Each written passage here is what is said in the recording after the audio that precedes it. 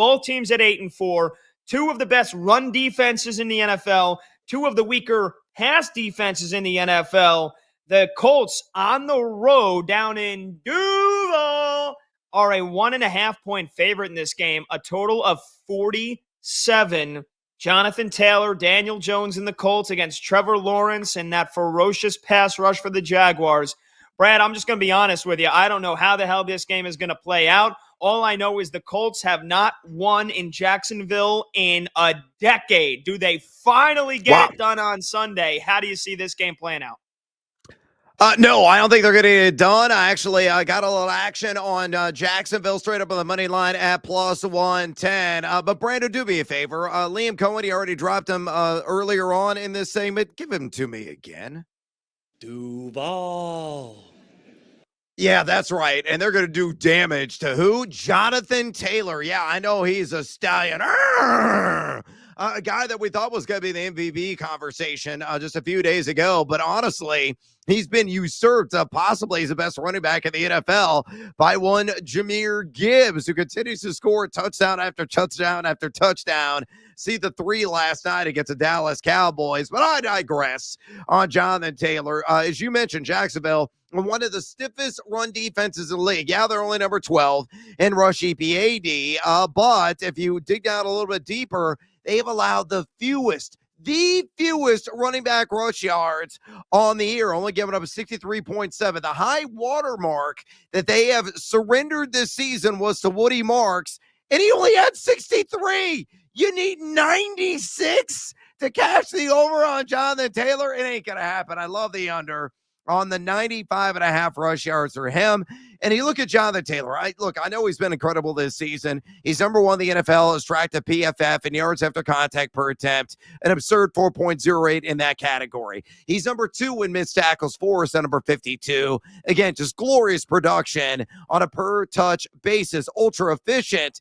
And that offensive line, though they've had their question marks in pass blocking, they've been outstanding in run blocking efficiency.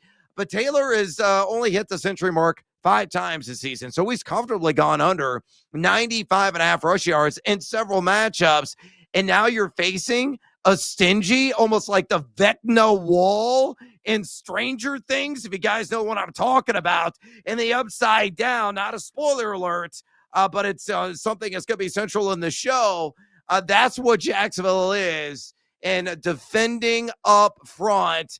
And I think Jonathan Taylor's just going to ram into that wall repeatedly for another but like 2 yards and a cloud of dust. So I'm going to live in the land down under on Jonathan Taylor in Duval. 95.5 rush yards at a minus 115. And also like the Jags to win straight up at plus 110.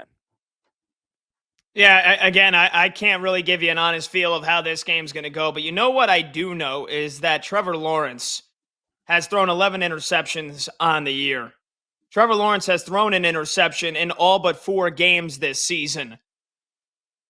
Trevor Lawrence is going to find a way to turn the football over again on Sunday, one way or another. Give me Trevor Lawrence to throw a pick at minus 135. His left tackle is out for this game. That is Mr. Walker Little, so they'll be down to a backup, so a little bit of extra pressure, maybe forces one of those awry passes. Look, Trevor Lawrence has been a turnover machine, and I'm one of the biggest doubters of Trevor Lawrence as you could be, Brad. I think it was Christmas time 2 years ago when I said Trevor Lawrence is entering biggest bust since Jamarcus Russell territory, and that got met with a lot of flack. I think it's only been proven more correct, if not incorrect, since. The Jaguars are 8-4. I mean, they look like a playoff team right now, and we got first place in the division up for grabs, and yet I feel like Trevor Lawrence has once again had more terrible games this year than he's had good ones. And they might find a way to win this game on Sunday because, like you said, that run defense is legit. And Daniel Jones could also very well turn back into a pumpkin and turn the ball over 2-3 times. But I'm going to bet that Trevor Lawrence at least throws one pick, whether it's his fault, whether it's Brian Thomas. You know, he's been pretty good as of late since he's been back after he had an injury. But, you know, you never know. Maybe all of a sudden he gets a little scared of contact, a little ball off the fingertips, deflected pass, and a Colts pick.